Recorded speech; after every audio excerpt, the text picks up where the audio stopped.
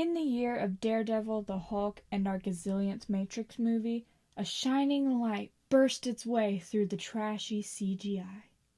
Teen Titans. On July 19th, 2003, Teen Titans aired its first episode. And from then on, I was in love with Kid Flash. He is in one whole episode and makes a cameo in another, and I love him. Then, in 2006, the world decided, no more joy for you. And one of the greatest DC shows of all time was cancelled by my arch nemesis, Cartoon Network.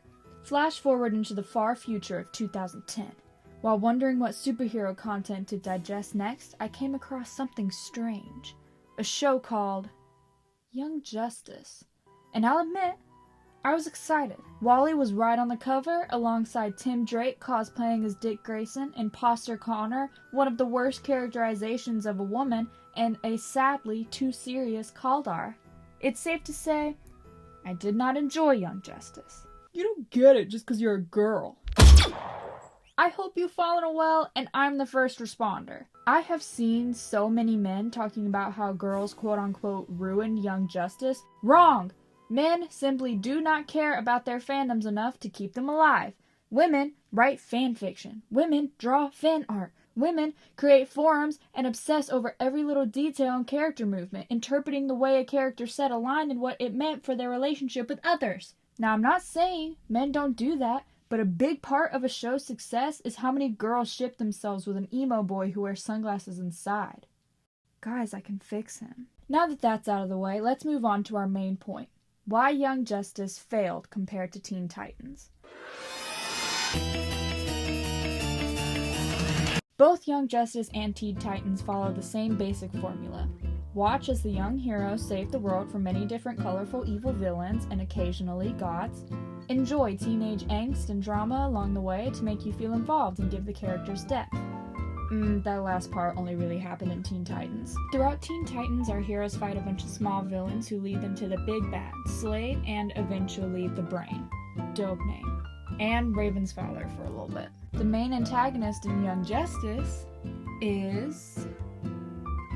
I think it's Vandal Savage, but I'm not sure. There are so many characters in Young Justice that I physically cannot keep track. In Teen Titans, you are emotionally invested in the characters. You want to see how Starfire handles Blackfire and Wildfire, who sadly is not present in the show. You want to see Raven fight and win against her father. You want to see Cyborg overcome his issues with humanity. You want to see Beast Boy stand up to the Doom Syndicate and prove he's not just comedic relief. In Young Justice, however, the cast never sticks around long enough for you to really care about what happens to them. Of course, you want to see them win, but nothing else really catches my attention. Which is so sad because some of the characterization is really good. Because our core cast grows up so quickly, I never feel satisfied when they succeed, because now I have to worry about Impulse and Blue Beetle. Hashtag Blue Pulse for life.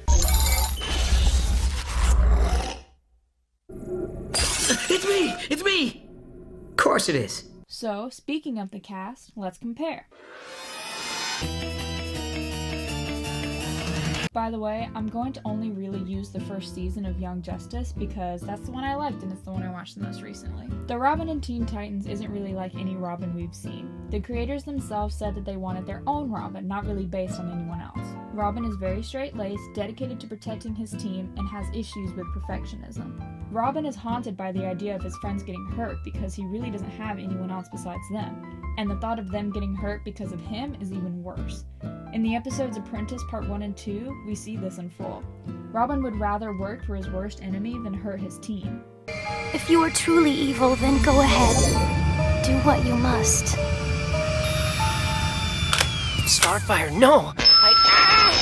Robin! I gave you an order. But he's also willing to do anything to defeat Slade. Now in Young Justice, it's different.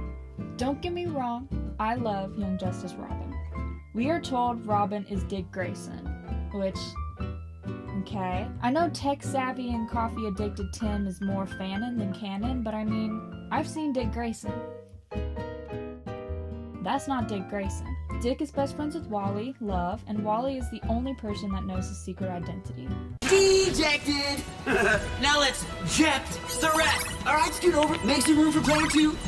Dick is shown as a trickster known for hacking and causing chaos. He carries the perfectionist trait that most Robins do. We see how Dick grapples with being compared to others and being seen as second best to people like Aqualad. The only difference is that the cause for Dick's perfectionism is in the show. Including Batman isn't a bad thing, but the way Batman and Superman act is weird for where they are in their character arcs.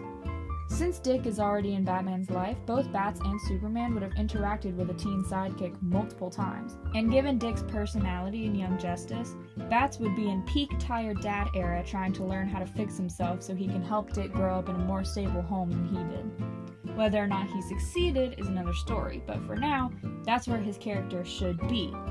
Keeping this in mind, Superman should not be an asshole. In Young Justice, we meet imposter Con-El. Now, I know this makes no sense since Con teams with Tim and Dick teams with Superman, usually, but that's just the way they wrote it, so I'm gonna go with it. We learn Con's a clone, and when Superman shows up, he's a terrible dad. We get Con's arc about him overcoming his anger issues and learning not to compare himself to bad dad Superman over here. Okay, whatever. Con being an anger-issued jerk with two lousy dads is the least of my problems. Let's move on to the women, and how men cannot write any female character.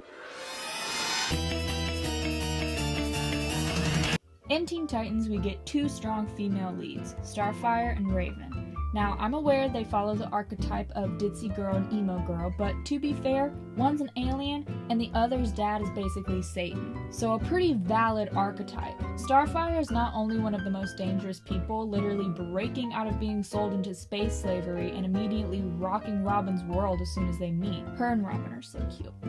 Anyway, we later see that other aliens are racist towards Tamaranians, bonding her with Starfire and Beast Boy for looking different than others.